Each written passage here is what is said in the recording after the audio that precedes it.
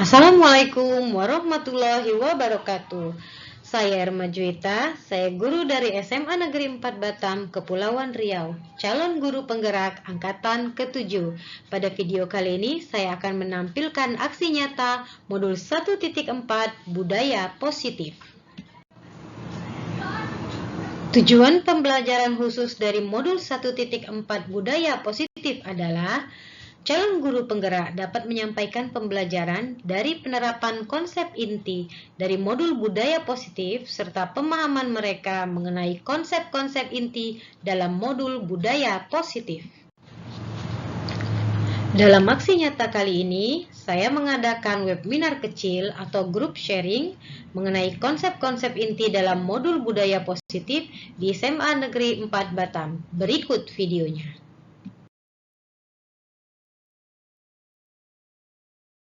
Kita calon guru penggerak angkatan ke-7 Kota Batam. Di sini tugas kami selama diklat pendidikan guru penggerak ini adalah harus bisa mendesiminasikan apa yang sudah kami dapatkan selama 6 bulan tersebut. Kebetulan yang kami desiminasikan hari ini adalah modul 1.4 mengenai budaya positif.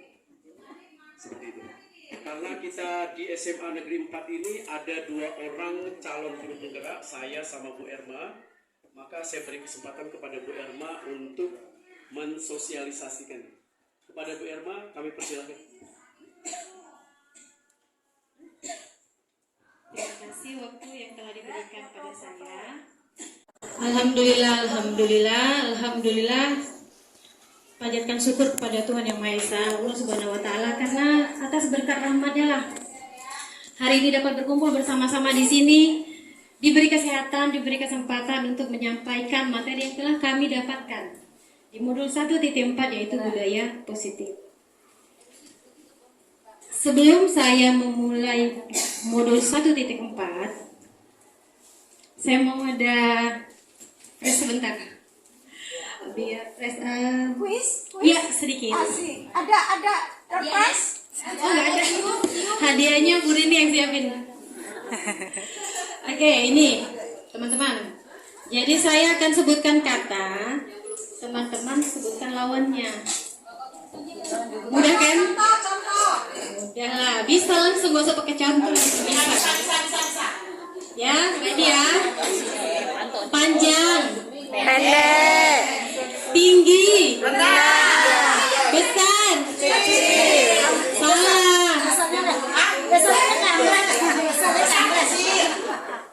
benar. Salah, benar. Berarti yang Benar. cuma Ibu Susi. Ulang ya. Siang, Malam. pagi, Pagi apa ya lawannya? pagi apa? Ah, iya ya. Tinggi, Rendah. bulan, Bintang.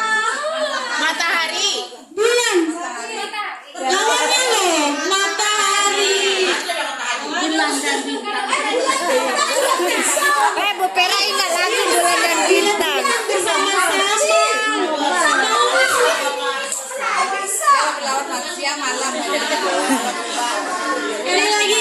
Sekali lagi. Kita cek fokus. Hitam, Putih. keras, Lembek. salah. Benar. Aduh, kalau terus gimana? Jangan-jangan bahasa Indonesia nih nggak pas ini. Dulu remedial ya. Bu Rini merah bahasa Indonesia ya. Lembut. Keras lembut. Iya, lembut, keras lembut. Lembek itu bahasa Melayu. Kencang, Lambat. Kencang, lambat. Laju lambat Bu Rini. Laju. Oke lah. Saya rasa kalau dilanjutin nggak semuanya. Oke, terima kasih atas fokusnya. Berarti kan sudah banyak yang walaupun ada salah sedikit berarti sudah mulai fokus. Terima kasih. Salah karena nggak tahu. Oke teman-teman.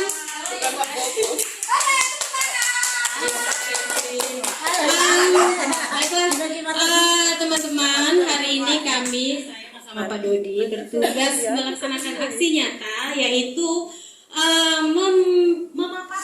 memaparkan materi budaya positif bab 1.4 ya pada program guru penggerak. Namun sebelum saya masuk ke bab 1.4, kok langsung 1.4 ya? 1.1-nya apa sih? Gitu kan? Oke, bolehlah kita bahas sedikit. Budaya positif saya rasa teman-teman semua juga sudah tahu dan sudah pakarnya ya di sini. Semuanya sudah pakarnya kan, Bu Ber? Assalamualaikum.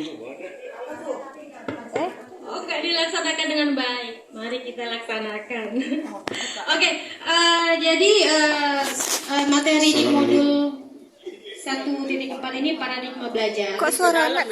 Motivasi perilaku manusia, kebutuhan dasar, kemudian disiplin positif, posisi kontrol restitusi, keyakinan kelas, dan segitiga restitusi.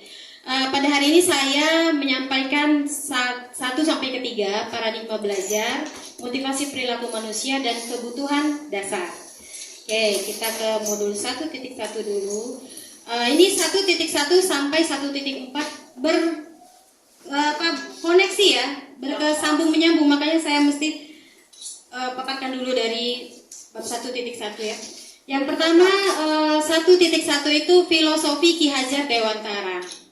Kemudian berangkat dari filosofi itu, berdasarkan filosofi itulah maka guru penggerak akan melaksanakan perannya, gitu ya. Perannya bermodalkan nilai-nilai guru penggerak untuk mewujudkan visi guru penggerak ya. Visinya apa? Setiap guru penggerak itu harus punya visi di sekolahnya masing-masing. Kemudian lanjut, untuk mewujudkan visi tersebut maka adanya inquiry apresiatif dengan pendekatan bagja. Nanti kita akan bahas sedikit. Kemudian barulah kita dengan inquiry apresiatif bagja untuk mewujudkan misi kita. Kemudian misi sekolah juga ya, sebenarnya misi sekolah ini. Kemudian apa yang mau kita wujudkan yaitu budaya positif di lingkungan sekolah kita. Nah, dari budaya positif ini, kenapa budaya positif itu harus diwujudkan di sekolah kita dan kita harus berupaya mewujudkannya? Karena kita ingin mewujudkan profil pelajar Pancasila. Filosofi pendidikan Ki Hajar Dewantara, semua juga sudah tahu ini, pastinya ya. Ing ngarsa sung tulodo, ing madyo mangun karso, tuturi handayani. Semua teman-teman pasti sudah paham, sudah pakarnya semua ini. Di depan memberikan teladan, di tengah membangun kekuatan, dan terus berkarya, di belakang memberi dorongan. Itulah posisi kita sebagai guru ya.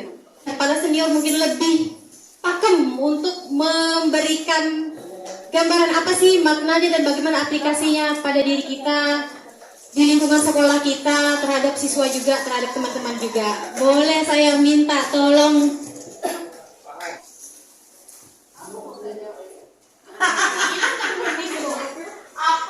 Orang Padang harus makan juga. Ingarso Suntulodo ing Madio Mangun Karso Tuduri Handayani. Di situ kan udah jelas tertulis di depan memberi teladan. Ya, kita menempatkan diri kita sebagai guru di sini terhadap siswa, memberi contoh teladan yang baik. Kita tidak hanya sebagai pengajar saja di situ. Kita di situ adalah sebagai pendidik. Di tengah membangun kekuatan dan terus berkarya. Nah, itu mungkin dalam proses pembelajaran untuk siswa kita dan untuk diri kita, untuk pengembangan diri kita sendiri. Di belakang memberikan dorongan. Dorongan di sini Kasih Bumbe. untuk yang memberikan semangat ya, untuk lingkungan, untuk siswa. Itu mungkin Bu Wita. terima kasih Bu Susi. Oke, kita lanjutkan. Ada pemegang gitu, Mem.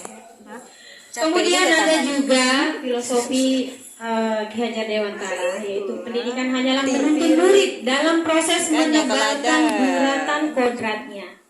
Murid terlahir dengan kodratnya masing-masing. Pendidik membimbing murid untuk meraih kodratnya, bukan membentuk sesuai kehendaknya. Ya, kita tahu bahwa setiap manusia lahir di dunia ini mempunyai kodratnya masing-masing, ya. mempunyai skill bakatnya masing-masing yang dibawa dari dalam dirinya. Apa tugas kita dalam mendidik? Yaitu membantu mereka mencapai kodratnya semaksimal mungkin sehingga mereka mencapai kebahagiaan di masa depan. Jadi itulah fungsi kita sebagai pendidik, bukan kita membentuk misalnya harus begini, siswa harus begini. Tidak, karena siswa itu sudah punya kodratnya masing-masing.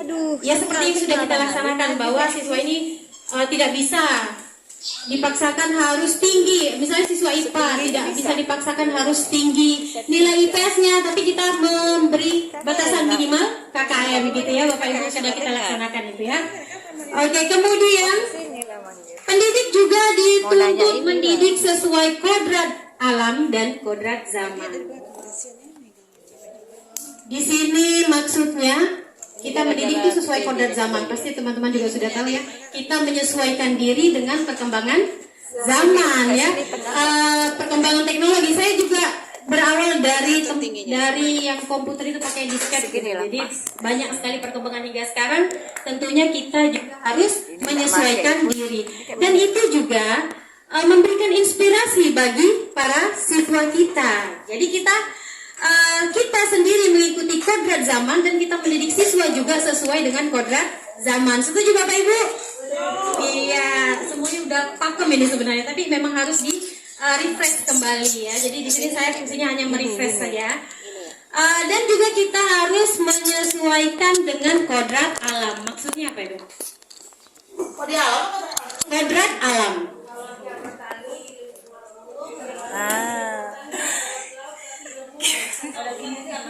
Begitu, sesuai dengan kondisi di mana kita berada. Benar sekali. Kontekstual ya Bu? Iya benar. Kemudian kodrat alam juga di mana kita berada, di situ juga. Nah benar sekali, di mana kita berpijak di situ lalu dijunjung. Artinya walaupun kita belajar sudah sampai ke teknologi setinggi-tinggi apapun, tetap kita harus pada kodrat alam budaya kita. Alhamdulillah. Sepakat ya? Ya Bu Pepe. Kemudian juga ada filosofi Ki Hajar Dewantara. Segala kegiatan pendidikan bermuara pada satu tujuan, yaitu berpihak kepada murid. Nah teman-teman semua, jadi semua yang kita lakukan harusnya bertujuan kepada murid, berpihak kepada murid, bukan atas kepentingan kita atau kehendak kita. Ya, anak ini harus begini, harus begini, harus begini. Tapi tetap juga kita harus berada pada standar yang telah ditetapkan oleh pemerintah ya. Jadi semuanya harus berpihak kepada murid, bukan berarti berpihak kepada murid. Muridnya nggak masuk-masuk nggak apa-apa gitu ya. Bukan begitu juga. Ini yaitu misalnya murid ada masalah, tentu waras akan mencari apa sih sumber masalahnya, begitu ya. Kemudian kita akan membantu siswa bagaimana menyelesaikan permasalahannya. Tidak akan kita biarkan siswa itu terus menerus bolos, terus menerus tidak masuk. Pasti kita akan cari. Itu contoh yang kita lakukan bahwa kita sudah berpihak kepada murid, gitu ya. Jadi murid tetap harus melakukan kewajibannya, tetap harus mengikuti aturan, namun kita membantu ya. Membantu siswa itu sudah menunjukkan kita berpihak kepada murid.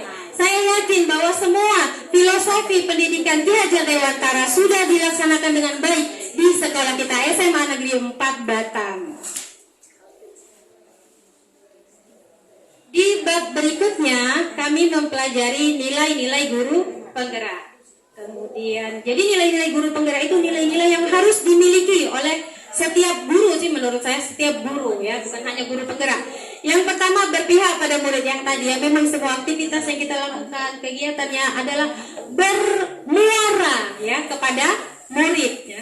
Kemudian juga kita harus mandiri. Mandiri ya artinya kita punya kemandirian untuk selalu mendapatkan hal-hal yang perkembangan yang sesuai dengan perkembangan. Misalnya kita mengikuti pelatihan secara mandiri. Tidak ada yang perlu suruh, tidak ada yang perintah, tidak ada yang marah juga, tapi kita mandiri untuk mengikuti berbagai macam pengembangan diri, untuk mengembangkan diri kita. Kemudian kolaboratif ini, kita berkolaborasi dengan semua lapisan, guru, kepala sekolah, wakil, guru, kemudian kebersihan, staf, kemudian security, semua kita berkolaborasi untuk mewujudkan profil pelajar Pancasila sebagai tujuan pendidikan kita saat ini. Kemudian juga bersifat reflektif. Reflektif itu seperti apa? Boleh saya minta pendapatnya? Reflektif.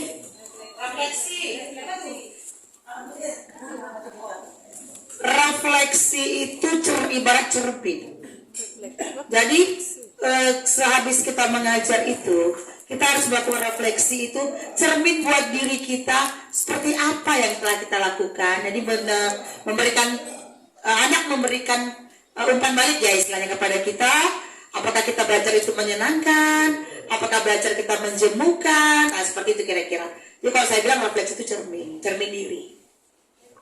Refleksi ya, reflektif artinya kita dari kegiatan yang sudah kita lakukan, kita refleksikan, kita bercermin apakah kegiatan ini berhasil ya, atau ada yang kurang. Nah begitu maksudnya. Ya pasti yang namanya kita berproses pasti pernah mengalami kesalahan, pernah mengalami kekurangan, dan kita akan memperbaiki dari waktu ke waktu. Kemudian inovatif. Nah inovatif ini selalu yang baru ya Bu ya, selalu yang baru. Bagaimana sih supaya menemukan hal baru untuk kepentingan pendidikan kita. Kemudian dengan nilai-nilai guru penggerak inilah maka dipelajari juga peran guru penggerak. Jadi dengan bermodalkan nilai-nilai guru penggerak ini melaksanakan perannya. Yang pertama sebagai pemimpin pembelajaran, ya kita semua adalah pemimpin pembelajaran. Kemudian menjadi coach bagi guru lain. Nah ketika kita punya kemampuan misalnya IT ya, di bidang IT, kemudian kita membimbing teman lain gitu kan, atau membantu teman apa yang kita bisa ya, mentransfer ilmu, nah itulah menjadi coach bagi guru lain. Kemudian mendorong kolaborasi, ya kita semua harus berkolaborasi untuk mencapai sesuatu yang maksimal ya, apapun itu kita harus berkolaborasi, program apapun itu bekerja sama antar guru dan lain, dan yakinlah bahwa teman kita memberikan hal yang maksimal juga seperti kita lakukan. Jadi kita akan saling bahu-membahu untuk mencapai tujuan.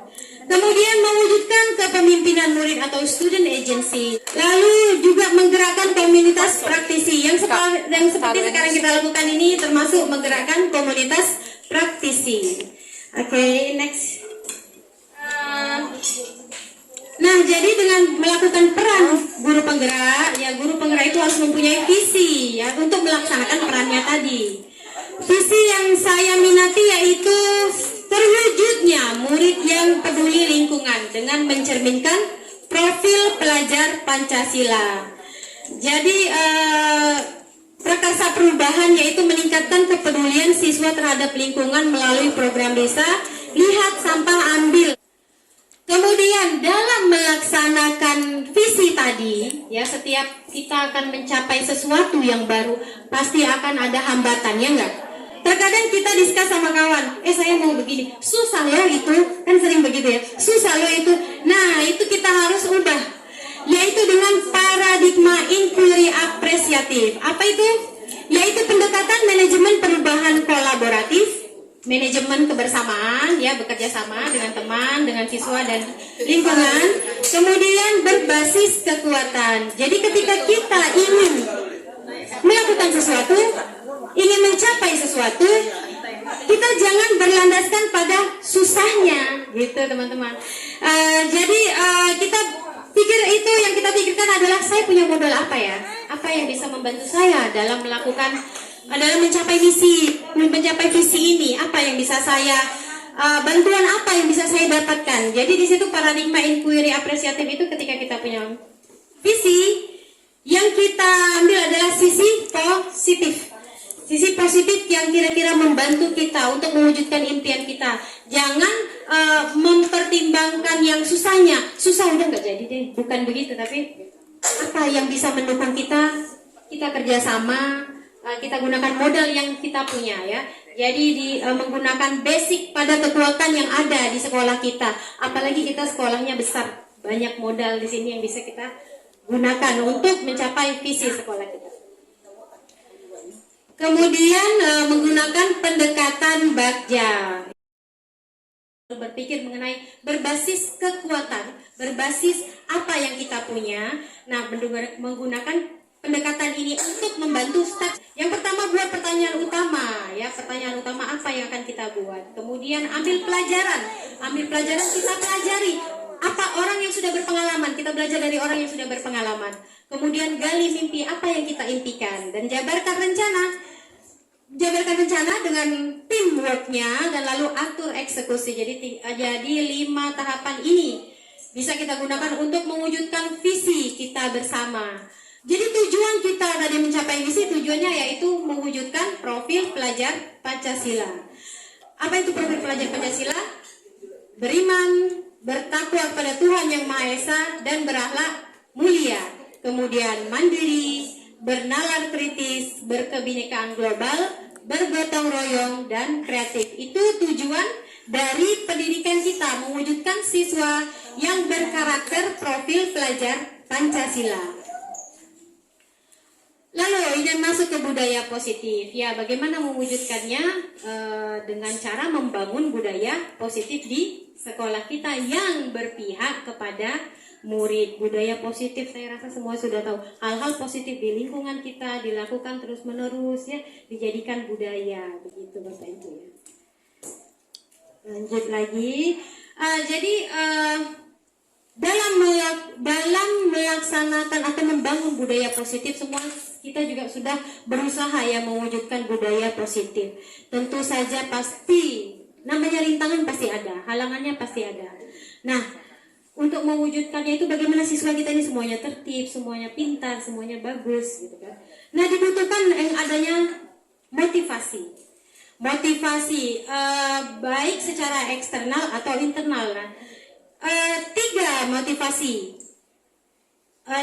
Menurut Diana Goshen dalam bukunya Restructuring School Discipline menyatakan ada 3 motivasi perilaku manusia. Jadi ketika siswa melakukan sesuatu itu ada motivasi, ya.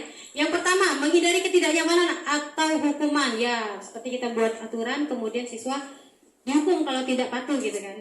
Itu dengan hukuman.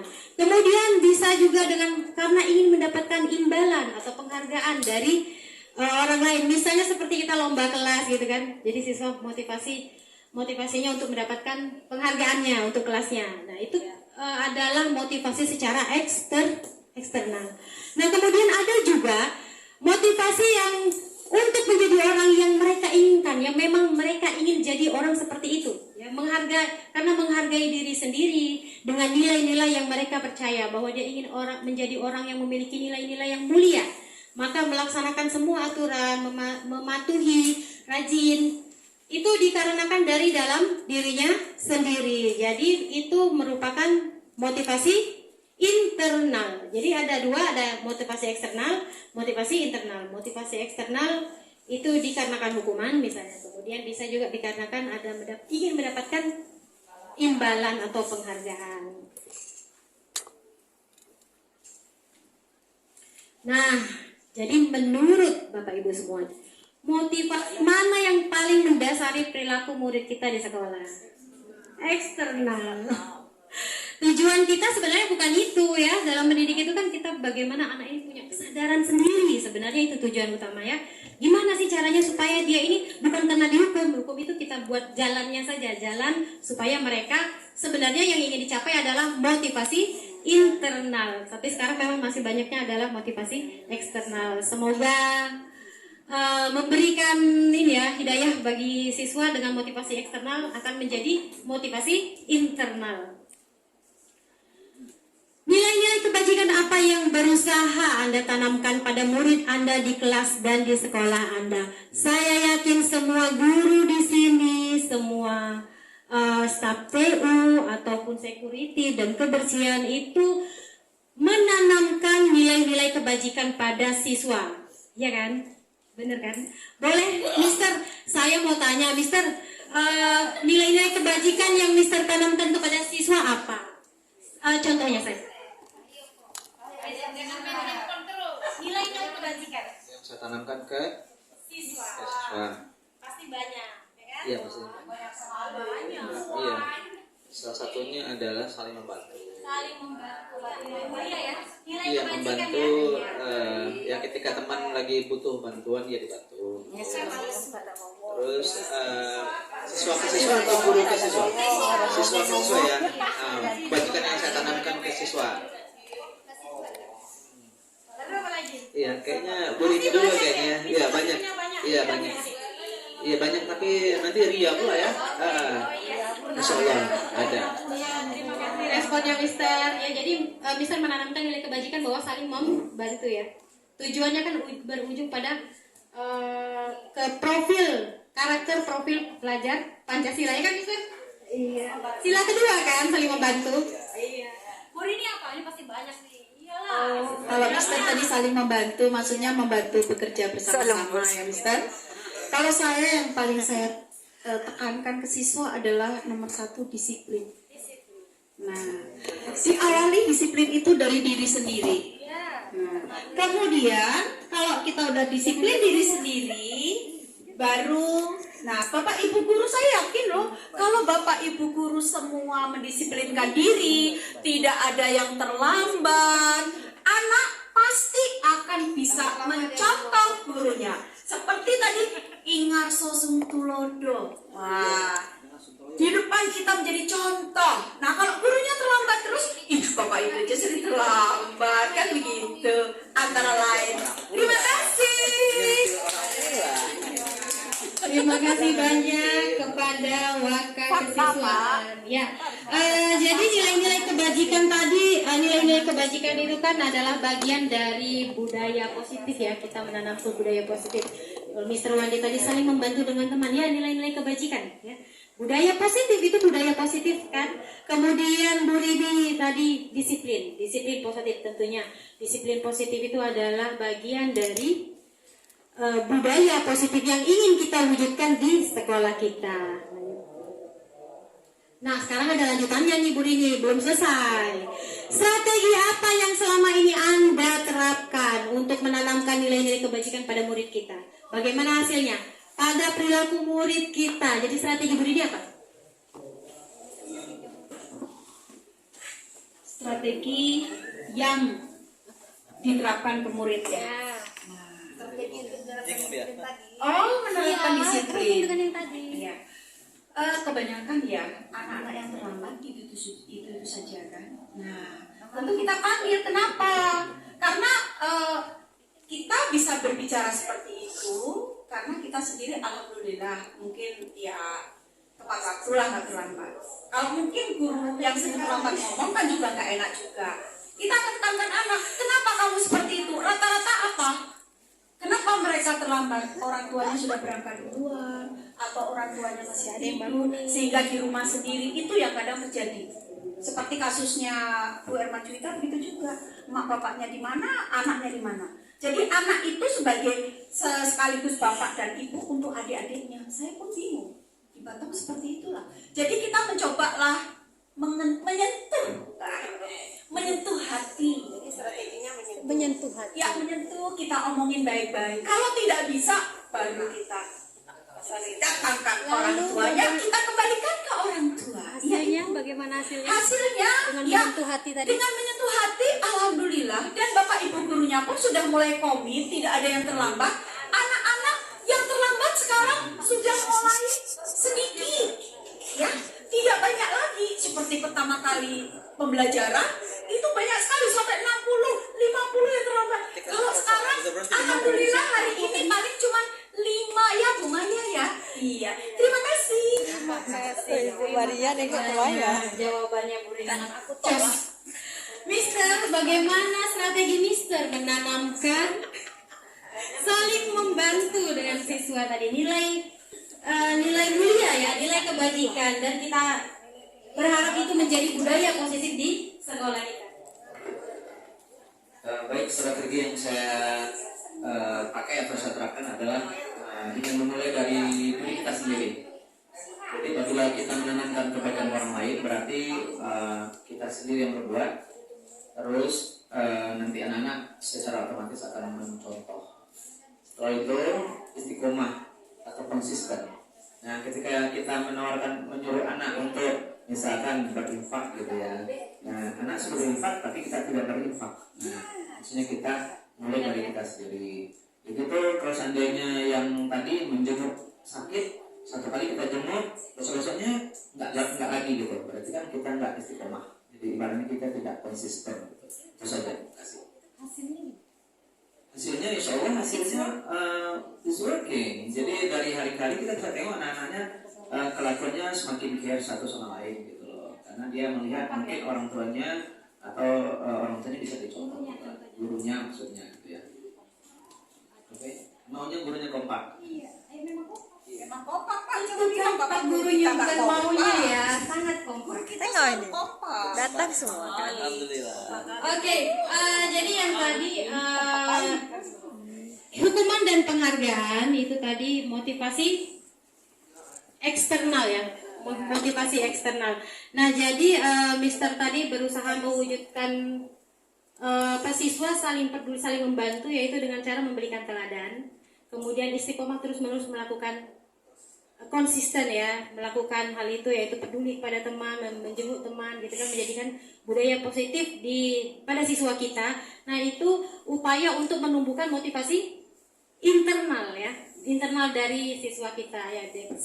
Saya rasa ya itu memang semua guru di sekolah kita berupaya menumbuhkan motivasi internal, dan kita terus bersemangat, terus berupaya supaya siswa kita memiliki nilai-nilai kebijakan, melaksanakan nilai-nilai kebajikan, kemudian memiliki suasana budaya positif di sekolah kita terus-menerus agar tumbuh dari motivasinya itu dari internal. Kemudian bagaimana dengan kita sendiri? Ketika kita perlu hadir di sebuah pelatihan, kemudian motivasi apa yang mendasari tindakan kita? Ada optionnya. Yang pertama, apakah kita hanya hadir tidak ingin ditegur? Ya. Ini artinya karena tidak ingin ditegur artinya menghindari ketidaknyamanan atau hukuman ya, ketidaknyamanan dan hukuman. Kemudian apakah ingin dipuji oleh lingkungan, gitu ya, agar mendapatkan penghargaan? Artinya ini masih internal atau eksternal? Eksternal. Kemudian apakah ingin menjadi pembelajar sepanjang hayat, menjadi orang yang selalu berusaha, bertanggung jawab, menghargai diri sendiri? Karena artinya kalau kita mengembangkan diri, artinya kita menghargai diri sendiri serta lingkungan. Jadi ini motivasi internal. Ayo coba Ibu Pepe.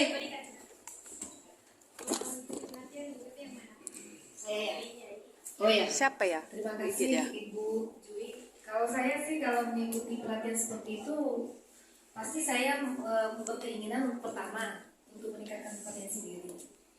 Supaya apa? Untuk kedepannya lebih bijak gitu.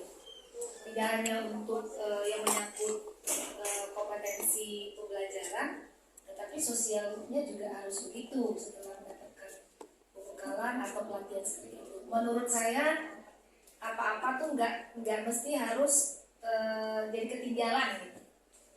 Kita update terus. Ingin update terus walaupun udah tua, menurut saya gitu ya. Karena ilmu itu nggak boleh berhenti seperti itu.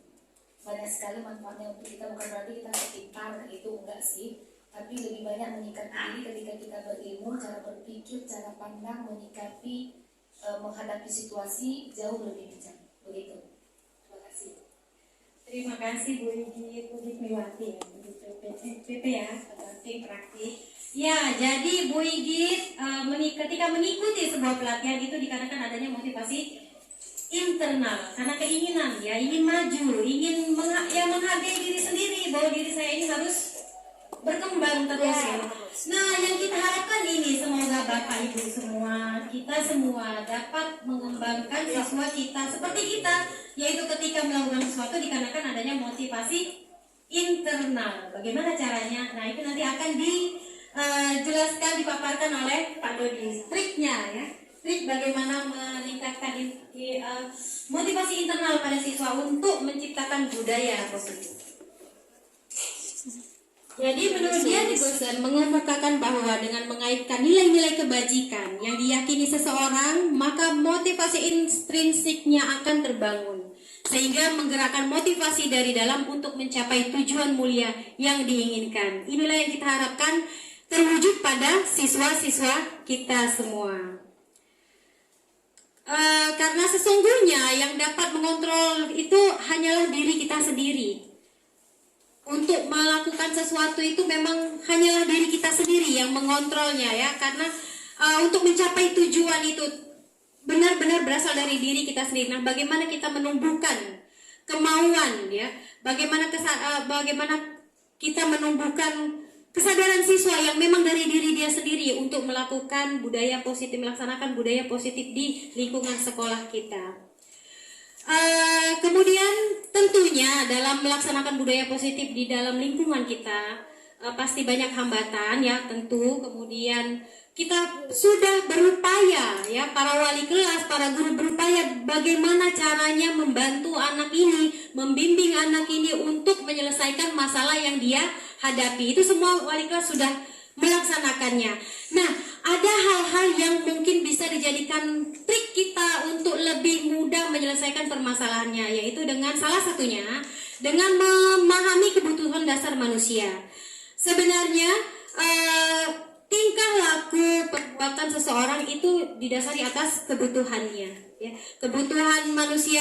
Jadi melakukan sesuatu itu untuk memenuhi kebutuhannya. Bisa jadi dia melakukan kebaikan ya memang untuk memenuhi kebutuhannya, atau melakukan pelanggaran karena dia ingin memenuhi kebutuhannya juga. Seperti yang kita sudah lakukan sebenarnya teman-teman semua.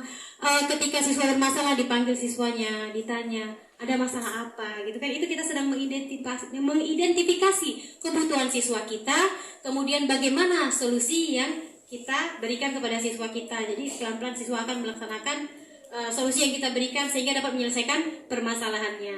Nah, kebutuhan dasar manusia yang pertama yaitu kebutuhan untuk bertahan hidup. Yang kedua, kebutuhan cinta, kasih sayang. Ini yang banyak terjadi pada siswa ya. Kebutuhan cinta dan kasih sayang, perhatian dari orang tua itu memang perlu sekali di masa sekarang ini, di masa siswa kita ini. Jadi kita harus mengidentifikasi ketika siswa melakukan pelanggaran, apa yang dia butuhkan sebenarnya. Dia mau memenuhi kebutuhan berupa apa, maka kita bantu dia supaya kebutuhannya terpenuhi ya. Memang tidak bisa kita menyamaratakan siswa bahwa semua kebutuhannya sama, tidak. Jadi ada yang butuh cinta kasih, ada juga yang butuh kebebasan. Butuh kebebasan yang bagaimana dulu. Kemudian butuh kesenangan, ada juga siswa yang butuh kesenangan. Juga pengakuan berupa kekuasaan atau power. Nah, kita mesti mengidentifikasi apa sih permasalahan pada siswa ini agar dapat menyelesaikan, agar kita dapat menemukan solusi bagaimana siswa ini ke depannya. Ada video kita tonton dulu videonya.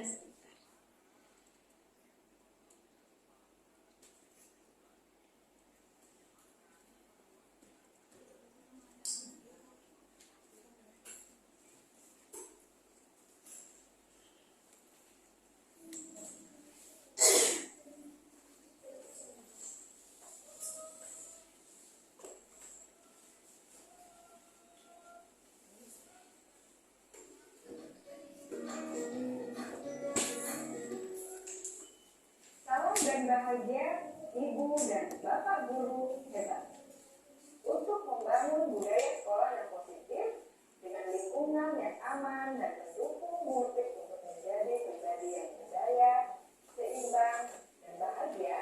Salah satu upaya yang dapat dilakukan oleh guru adalah memahami kebutuhan dasar yang mendasari perilaku murid.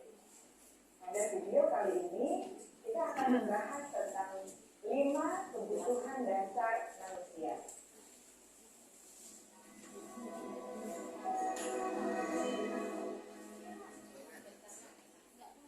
Ki Hajar Dewantara dalam salah satu titipannya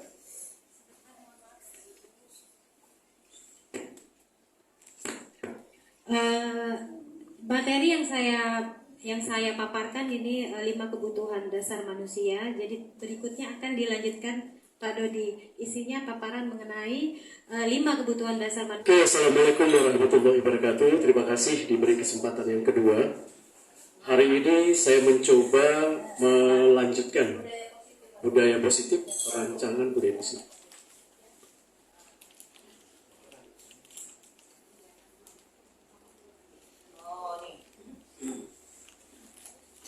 Awalnya ikut guru penggerak itu sebenarnya tadi coba-coba aja ya, ingin tahu seberapa mampunya saya gitu ya untuk bisa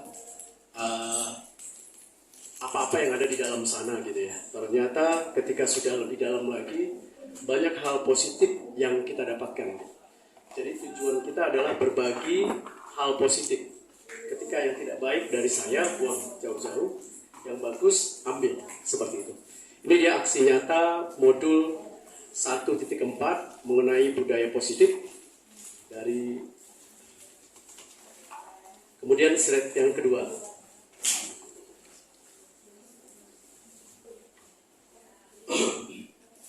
Yang kedua, biasanya setiap modul itu ada aksi nyatanya. Ini aksi nyata modul 1.4. Di situ ada pengajar praktik Pak Freddy Tony Hutapea, SPD. Kemudian ada fasilitator Pak Dedi Frianto, SPD, dan saya sendiri CGP Angkatan 7 Kota Batam. Nah, ini rancangan aksi nyata saya yaitu membangun budaya positif.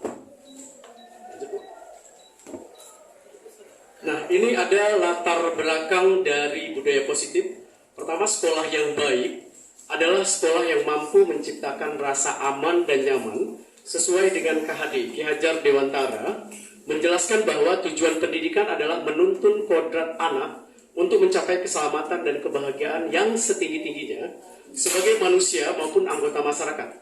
Pendidik hanya menuntun kodrat peserta didik agar dapat terpenuhi kebutuhan dasarnya sebagai manusia.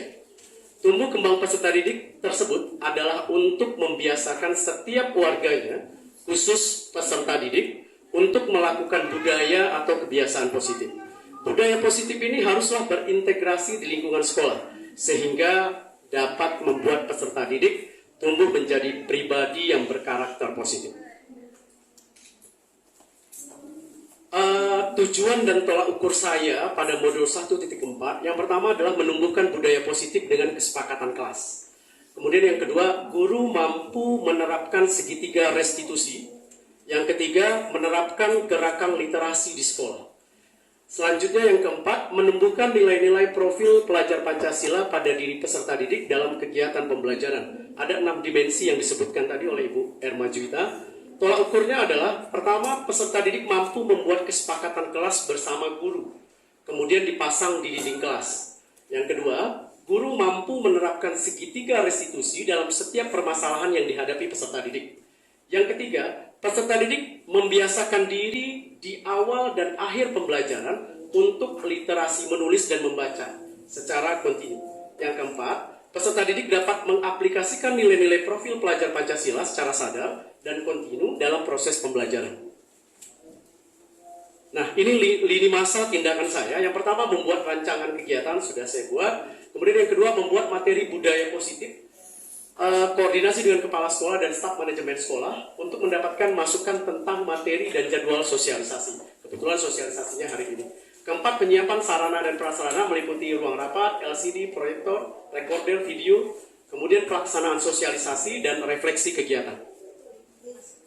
Nah, dukungan yang diharapkan adalah keterlibatan seluruh warga sekolah, apakah itu peserta didik, guru, kepala sekolah, orang tua siswa, dan pihak terkait yang terlibat. Ini dia yang pertama. Yang pertama adalah perubahan paradigma. Kegiatan kepalan tangan. Ada A dan B, Anda dan teman Anda, sobeklah secari kertas kecil, tuliskan benda sesuatu yang sangat berharga untuk Anda. Letakkan di salah satu tangan Anda dan genggam benda tersebut. Oke? Kemudian teman Anda B mencoba dengan sekuat tenaga dengan berbagai cara untuk meminta Anda memberikan benda tersebut. Bisa membujuk, bisa mengancam, menghardik, merayu, menyuap, dan seterusnya. Apa yang terjadi? Tentu kita akan berusaha untuk mempertahankannya. Kalaulah yang di dalam itu adalah nilai-nilai kebajikan yang kita pegang. Seperti itu. Ini perubahan paradigma teori kontrol atau ilusi kontrol. Yang pertama, ilusi guru mengontrol murid. Yang kedua, ilusi bahwa kritik dan membuat orang merasa bersalah dapat menguatkan karakter. Kemudian ada ilusi bahwa semua penguatan positif, efektif, dan bermanfaat. Yang keempat, ilusi bahwa orang dewasa memiliki hak untuk memaksa. Nah, ini ada stimulus respon sama teori kontrol. Yang pertama adalah kita mencoba mengubah orang agar berpandangan sama dengan kita. Teori kontrolnya adalah kita berusaha memahami pandangan orang lain tentang dunia. Yang kedua, perilaku buruk dilihat sebagai sesuatu kesalahan. Semua perilaku memiliki tujuan. Kemudian yang ketiga, orang lain bisa mengontrol saya. Sedangkan ketiga, hanya Anda yang bisa mengontrol diri Anda. Yang keempat, saya bisa mengontrol orang lain. Sedangkan pada teori kontrol seharusnya, Anda tidak bisa mengontrol orang lain. Yang kelima, pemaksaan ada pada saat bujukan gagal. Itu dibutuhkan adalah kolaborasi dan konsensus untuk menciptakan pilihan-pilihan baru. Yang keenam, model berpikir menang, kalau tidak menang, kalau tidak kalah. Tapi kalau teori kontrolnya adalah model berpikir menang.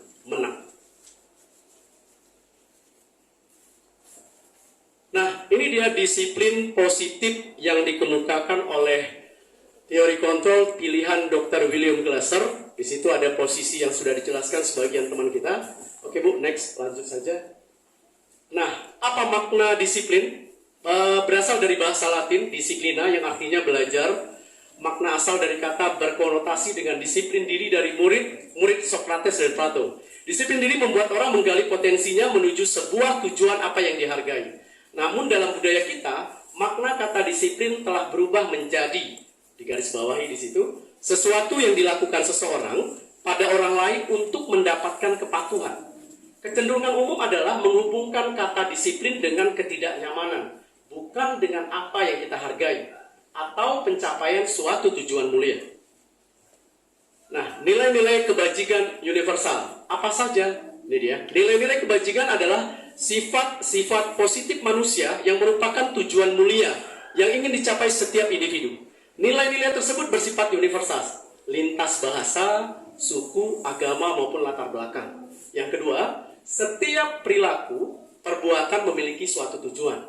Yang ketiga, dengan mengaitkan nilai-nilai kebajikan yang diyakini seseorang, maka motivasi intrinsiknya akan terbangun, sehingga menggerakkan motivasi dari dalam untuk mencapai tujuan mulia yang diinginkan.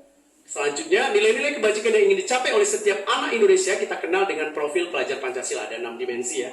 Bapak Ibu sekalian pasti sudah paham sekali. Nah, ini dia teori motivasi perilaku manusia. Di situ ada motivasi eksternal, kemudian motivasi internal. Yang pertama adalah ada 3. Untuk menghindari ketidaknyamanan atau hukuman apa yang terjadi apabila saya tidak melakukannya. Itu motivasi dari eksternal. Kemudian yang kedua, untuk mendapatkan imbalan dari orang lain atau institusi. Apa dan saya dapatkan apabila saya melakukannya. Masih motivasi eksternal. Sedangkan yang ketiga, untuk menghargai diri sendiri, saya akan menjadi orang seperti apa bila saya melakukannya. Ini adalah motivasi dari dalam, tujuan dari disiplin positif tersebut. Nah, ini adalah Ki Hajar Dewantara yang kita kenal dengan merdeka. Menurut Ki Hajar Dewantara itu adalah tidak hanya terlepas dari perintah, tetapi cakap buat memerintah sendiri. Itu menurut Ki Hajar Dewantara. Nah, kemudian ada apa itu restitusi? Restitusi ini adalah pada saat anak itu tidak punya masalah gitu ya, pada saat pembelajaran dia tertidur, kemudian dia makan dan seterusnya. Nah, disinilah kunci dari restitusi itu. Restitusi adalah proses menciptakan kondisi bagi murid untuk memperbaiki kesalahan mereka, sehingga mereka bisa kembali pada kelompok mereka dengan karakter mereka yang lebih kuat.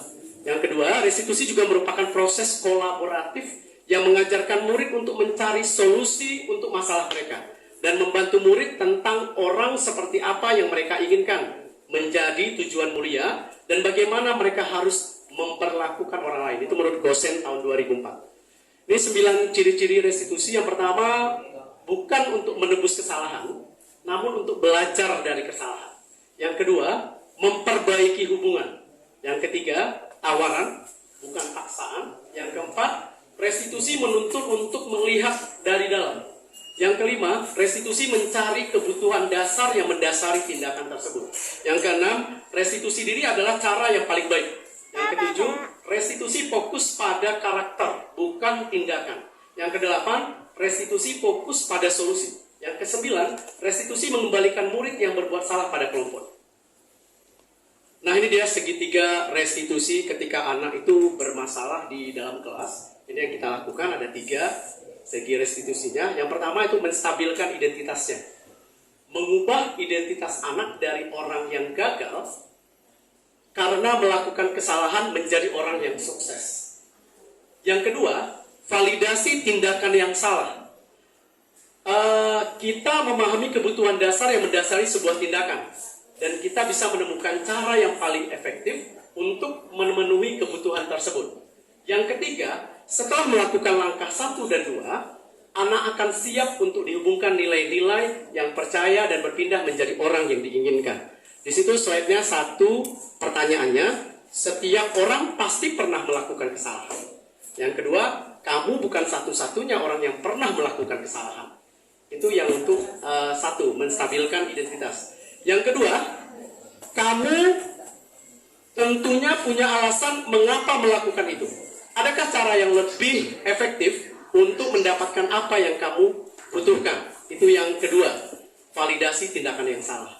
Yang ketiga, keyakinan kelas apa yang telah disepakati? Kamu ingin menjadi orang seperti apa? Itu pernyataannya ya. Oke, mengapa tidak peraturan saja? Mengapa harus keyakinan kelas? Biasanya ada kesepakatan sama keyakinan kelas. Bedanya kalau kesepakatan itu adalah per guru mata pelajaran. Tapi kalau keyakinan kelas ini lebih spesifik, lebih luas gitu ya. Mengapa kita memiliki peraturan harus menggunakan helm untuk mengendarai kendaraan roda 2? Otomatis untuk keselamatan ya. Benar ya Bapak Ibu? Kemudian yang kedua, mengapa kita memiliki peraturan 3M? Memakai masker, mencuci tangan, dan menjaga jarak 1,5 meter. Tentu untuk apa? Untuk menjaga kesehatan. Selanjutnya, mengapa kita memiliki peraturan yang harus dapat tepat waktu pada saat datang ke sekolah? Yaitu untuk mendisiplinkan. Nah, ini lingkarannya. Ada yang keempat, ada peraturan keras, kemudian ada keyakinan kelas, kemudian muncul nanti lingkungan positif, terakhir ada budaya positif di situ. Ini dia, apa itu keyakinan kelas? Sesuatu yang diyakini bersama yang berasal dari penyatuan pikiran murid dan guru untuk menjadi nilai-nilai kebaikan diturunkan di kelas-kelas. Diambil dari urut pendapat warga sekolah yang bersangkutan. Contoh kalimat, dilarang membuang sampah sembarangan. Kita ganti menjaga kebersihan lingkungan kelas. Dengan demikian, anak tidak merasa didikte. Oke, ini peraturan. Apa peraturan? Suatu yang dibuat dan dilaksanakan oleh individu, tercipta satu kondisi yang tertib, teratur, dan kondisif. Itu pendapat berbagai sumber yang saya ambil. Nah ini dia, beda peraturan sama keyakinan kelas. Selalu kembalikan buku ke tempatnya. Berarti keyakinan kelasnya adalah tanggung jawab di situ. Kemudian yang kedua, dilarang mengganggu orang lain. Keyakinan kelasnya apa? Menghormati orang lain. Kemudian yang ketiga, hadir di sekolah 15 menit sebelum pembelajaran dimulai. Berarti keyakinan kelasnya adalah menghormati orang lain atau berkomitmen di situ. Kemudian dilarang melakukan kekerasan. Berarti di sini keyakinan kelasnya adalah keselamatan dan menghormati orang lain. Selanjutnya, dilarang menggunakan narkoba. Berarti keyakinan kelas untuk kesehatan. Bergantian atau menunggu giliran, budaya antri ya, menghormati orang lain dan bersabar. Gunakan masker untuk kesehatan, keselamatan, dan jangan berlari di kelas. Ini sekedar sedikit ya, peraturan sama beda dengan keyakinan kelas. Nah, ini kesepakatan kelas saya dengan kelas yang saya ajar. Karena saya sebagai wali kelas, kemudian saya sebagai guru mata pelajaran. Berarti pas saya masuk di awal pembelajaran itu, saya punya kesepakatan kelas. Ini contoh simpelnya saja ya. Pertama, masuk ke kelas tepat waktu. Kemudian duduk pada kursi yang disediakan. Kemudian boleh tidur. Kesepakatan ini adalah antara saya dengan si siswanya. Seperti itu. Jadi siswa silahkan dia memberi pendapat, memberikan opininya, senyaman apa mereka. Pak boleh tidur, oke silahkan. Tapi ada catatan ketika mengantuk berat, situ. Kemudian ada berhalangan hadir, diberikan kesempatan untuk mengumpulkan tugas. Pada saat itu mungkin dia sakit atau izin dan seterusnya. Kemudian pembelajaran yang diberikan bervariasi. Ada ice breakingnya, ada literasinya, dan seterusnya. Ini contoh kesepakatan kelas saya. Nah, ini keyakinan sekolah. Ini versi saya ya Bapak Ibu. Pertama, lebih cakupannya lebih luas. Sekolah ini pinginnya keyakinan sekolahnya seperti apa. Itu nanti disepakati semua guru yang ada di SMA Negeri 4. Saya mengambil contohnya saja, ada disiplin di situ, toleransi, religius, kreatif, dan peduli lingkungan. Di dalamnya itu banyak sekali kesepakatan-kesepakatan yang disepakati antara kita, semua warga sekolah. Nah, kebutuhan dasar manusia tadi sudah dijelaskan, ada 5, kasih sayang dan rasa diterima, bertahan hidup, kesenangan, kebebasan, penguasaan. Ketika kita memanggil siswa, pada saat melakukan restitusi, itu pasti ada kebutuhan dasar anak tersebut tidak terpenuhi dari 5 ini. Cobalah kita gali. Oh, kenapa nak? Oh, ternyata orang tuanya bercerai. Lihat, oh, kamu pulangnya jam berapa? Seperti itu. Kita akan gali terus, sampai kita menemukan, oh, ternyata permasalahannya seperti ini. Jadi kita harus tahu, apa nih kebutuhan dasar manusia itu tidak terpenuhi dari 5 ini yang Ibu Bapak tonton tadi. Nah, ini poin pentingnya. Saya ketika masuk guru penggerak, saya menganggap bahwa posisi teman itu lebih baik. Ternyata tidak. Ketika saya belajar di guru penggerak tadi, ternyata posisi yang paling baik itu adalah sebagai manajer. Kita pernah melakukan kelima posisi kontrol ini. Yang pertama adalah posisi sebagai penghukum. Kita suka memberikan hukuman kepada siswa. Kemudian yang kedua, pembuat orang merasa bersalah. Yang ketiga, sebagai teman. Yang keempat, pemantau. Yang kelima adalah manajer. Dari kelima ini, identitas sukses berhasil itu ada 3. Kita sebagai seorang teman, sebagai pemantau, dan manajer. Tapi yang paling baik di antara 3, sebagai manajer. Karena motivasinya dari dalam, bukan dari luar. Luar ya, motivasi luar itu yang keempat tadi. Di situ lihat ada perilaku kontrol negatif, kemudian perilaku kontrol positif, yang 2 ya. Kemudian di situ adalah kontrol diri kita untuk menghargai diri sendiri. Seperti itu. Nah, terakhir saya biasa setiap aksi nyata biasanya ada video, cuma ada di sini. Nanti sudah selesai saya akan share ke Bapak Ibu bagaimana saya memanggil siswa yang bermasalah, kemudian kita cerita 4 mata, bagaimana solusinya, apa tindakannya dan seterusnya. Biasa saya buat quote, guru itu rumahnya di dalam bilik hati para muridnya. Oke, terima kasih Bapak Ibu. Desiminasi hari ini. Jika ada tanggapan, kami persilahkan.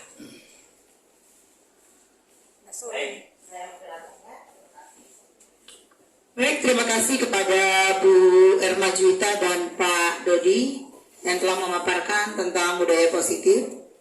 Video-video yang tadi itu ada di aplikasi PNM Bapak Ibu. Ya, Bapak Ibu kalau melihat menonton aplikasi di platform Merdeka Mengajar, banyak sekali ilmu-ilmu yang dapat kita ambil.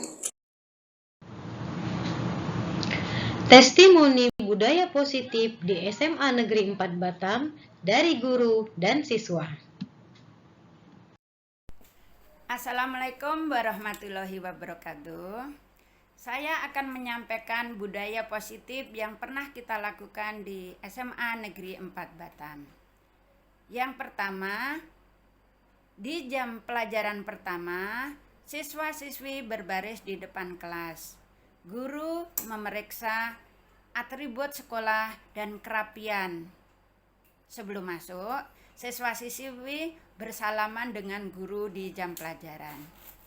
Kemudian, berdoa sebelum pelajaran dimulai dan setelah pelajaran diakhiri. Tapi sayang, budaya bersalaman di depan kelas itu terlupakan setelah adanya pembelajaran daring. Meskipun pembelajaran sudah kembali ke sekolah, tatap muka seperti biasa, budaya itu sudah terlupakan. Tapi dari peristiwa belajar online atau corona, ada budaya positif yang bagus yang dilakukan oleh siswa-siswi, yaitu pembiasaan mencuci tangan. Semoga kedepannya pembiasaan itu terus berlanjut demi kebersihan dan kesehatan. Dan harapan saya, budaya yang bersalaman di jam pertama itu kembali diaktifkan. Dan harapan selanjutnya, di sekolah siswa-siswi maupun guru wajib berbahasa yang santun, karena bahasa atau ucapan itu doa dan bahasa mempunyai nilai rasa. Jadi di sekolah dilarang menggunakan kata-kata yang bermakna negatif. Kemudian harapan saya akan membudayakan 3 hal, yaitu minta tolong, mengatakan kata tolong jika ingin minta bantuan apapun. Yang kedua, mohon maaf jika melakukan kesalahan sekecil apapun, baik terhadap guru maupun teman sendiri. Dan yang ketiga, mengucapkan terima kasih. Itu saja budaya yang akan kami biasakan. Assalamualaikum warahmatullahi wabarakatuh. Assalamualaikum warahmatullahi wabarakatuh. Nama saya Dianta Raisaina. Saya berasal dari SMA Negeri 4 Batam dan saya berasal dari 12 IPS 2. Di sini saya akan mengutarakan dan mengekspresikan perihal budaya positif yang ada di lingkungan sekolah. Dalam diri saya sendiri, saya sudah bisa mengambil dan menjalani dengan baik adanya budaya baik yang ada di sekolah ini. Namun, penerapan yang dilakukan di area sekolah masihlah kurangnya kesopanan, santun, dan peraturan terhadap sekolah. Harapan saya ke depannya adalah murid-murid SMA Negeri 4 Batam dapat lebih baik lagi dengan meningkatkan aura budaya positif dan melakukan penerapan dengan baik. Sekian saja dari saya. Wassalamualaikum warahmatullahi wabarakatuh. Demikianlah aksi nyata saya kali ini. Terima kasih.